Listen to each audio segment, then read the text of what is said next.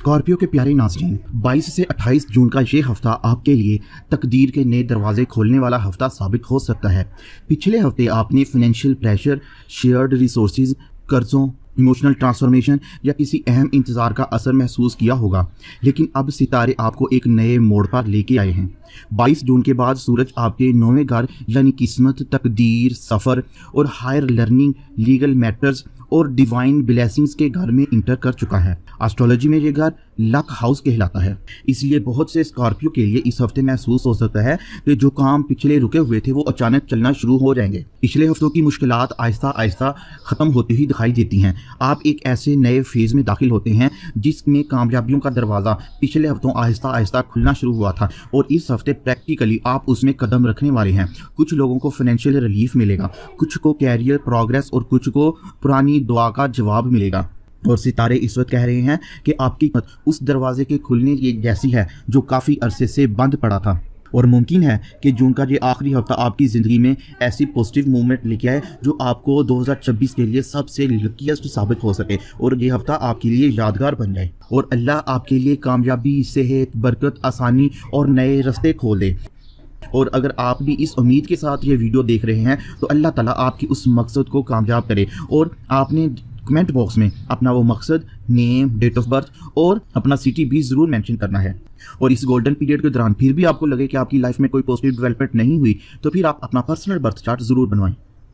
22 और 23 जून की बात करें तो तकदीर का पहला दरवाज़ा खुलता हुआ दिखाई देता है। हफ्ते की शुरुआत में मून आपकी ट्रांसफॉर्मेशन और हिडन रिसोर्सेज को एक्टिव करता है। इस दौरान रुका हुआ पैसा मिलेगा, कर्जा लेना या कर्जा वापस करना आसान होगा, इंश्योरेंस, टैक्स या लीगल मैटर में आपको कोई रिलीफ मिल सकता है। किसी पुरानी टेंशन का हल मिलता हुआ दिखाई देता है। जो लोग हेल्थ के इशू से बहुत परेशान थे उनके लिए बेहतरी नज़र आती है। जो लोग किसी मेडिकल रिजल्ट या रिपोर्ट का इंतज़ार कर रहे थे उनके लिए उम्मीद अफजा खबर मिलेगी। ये 2 दिन जहां आपको महसूस होगा कि आपके मुश्किल से मुश्किल काम भी आसानी से हल होते हुए दिखाई देते हैं।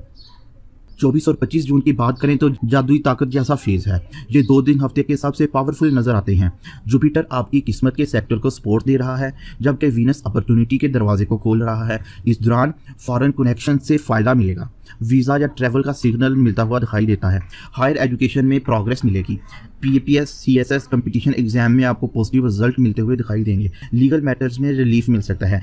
किसी पावरफुल शख्सियत से आपकी मुलाकात हो सकती है और जिस काम को आप नामुमकिन समझ रहे थे, जिसको आप मायूसी के साथ छोड़ चुके थे, अचानक उसके अंदर पॉजिटिव डेवलपमेंट आ जाएगी। आपको लग सकता है कि कोई गैबी ताकत आपके लिए रास्ते खोल रही है और यही वो पीरियड है जिसमें सचमुच खुशकिस्मती का खुलना महसूस हो सकता है।